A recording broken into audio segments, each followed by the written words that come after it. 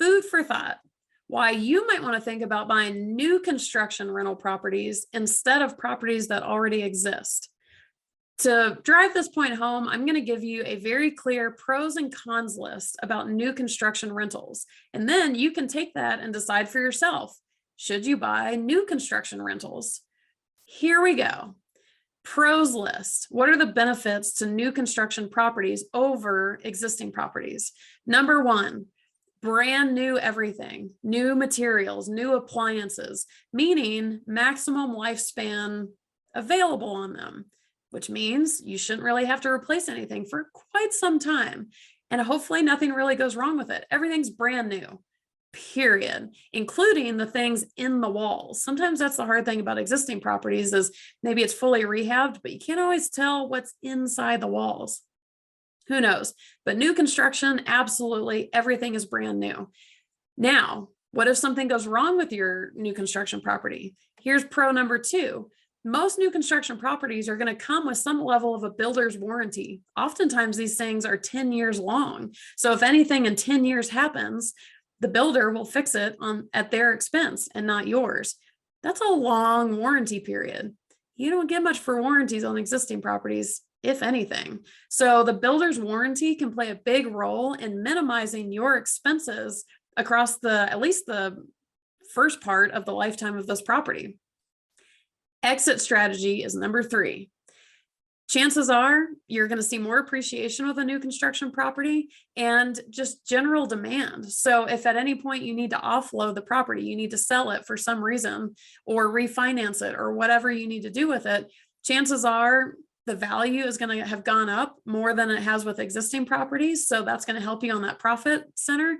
And you're going to probably have more people wanting to buy it from you, which increases your options. So number three, exit strategy, that's a huge one.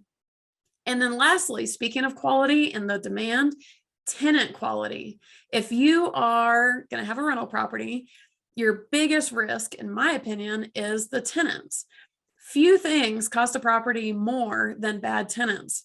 Well, who's going to be attracted to new construction properties versus some kind of old shacky looking property down the street? Probably the higher quality tenants are going to be more drawn to new construction properties. So you're increasing your pool of tenants and the quality of them. That's the pros list of new construction. Now let's hop over to the cons list because we want to give both the good news and the bad news so you can fully evaluate and make a thoroughly correct decision for your situation. So what are the cons? The rents and the rentability of the property are not proven. There is no track record to say, yes, in fact, you can get this rent amount, or yes, in fact, there's going to be demand for this property. With existing properties, they've been getting rented out. You can already know the demand. You can know how much they've been getting in rent. There is a track record for you to go off of. New construction, you don't have much to go off of. Yeah, you can run comps, but at the end of the day, you can run as many comps as you want, and maybe you put it up for rent and suddenly nobody wants to rent it for some reason. It's a little more dramatic example, but it's a possibility. There's no track record to say what the performance of this property really should be. And if you don't know what I mean by rentability, that is that demand. Do people want to rent your property? There's many reasons why people may not want to rent a property in general. So rentability speaks to that.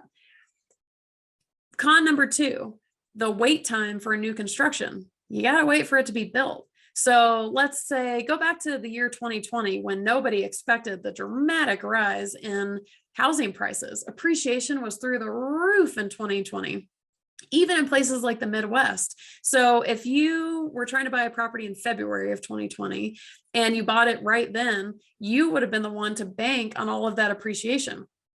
If you had bought a new construction property and you had to wait 6 or 8 months for it to be built, all of that appreciation is happening potentially with the builder collecting it.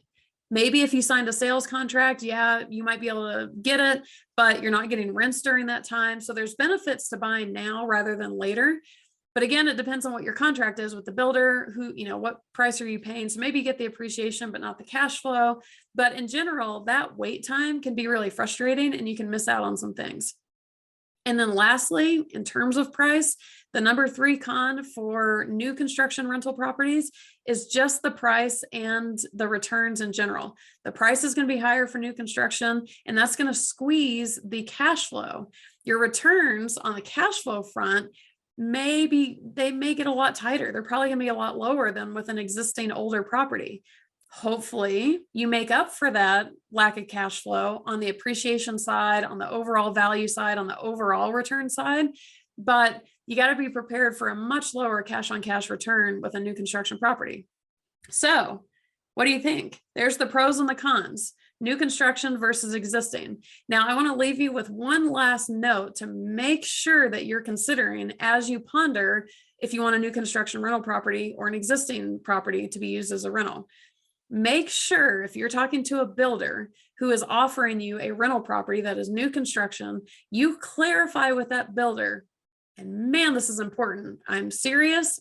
Hear me when I say, are they building an entire development of these new construction properties that they're planning to sell as rentals? Or are they building the new properties in infill lots? So there's an existing neighborhood and there's an empty lot and they put it there. That, for me, when I think about new construction versus existing, because I don't have a preference one way or the other. I like to diversify. I'd like to have some new construction and some existing. Don't put all my eggs in one basket. But where I do draw the line is I will not buy a new construction property in a fully new development from this builder who is going to be selling all of these properties as rental properties. I will only buy new construction if they're being built in infill lots, because that helps with the track record, that helps with comps. And then I also always want my rental property in a neighborhood with more primary home buyers rather than renters. If a whole neighborhood is being developed and new construction rentals are being put in there, that is an entire neighborhood of renters. That doesn't help my exit strategy, and it doesn't help my appreciation, and it certainly doesn't leave me much room for comps to help with what's already lacking for a track record. Infill lots are going to help with that track record, help with exit strategy and appreciation, and help with overall quality. So make sure you know if it's a fully new development or infill lots, because that changes your risk spectrum huge. But going back to it, do you want a new construction or do you want existing property? Up to you. Leave it in the comments what your thoughts are about both options. What are you doing now? What are you thinking about doing and why? And if you haven't already, make sure you hit that gigantic red subscribe button down there, because I put a new video out every single week. And I want to help you with decisions like this, help you get into investing in a smoother way and help you succeed in investing. So check out more of my videos, hit the subscribe button to make sure you get notices for them. And again, leave your thoughts down in the comments. I am excited to see them.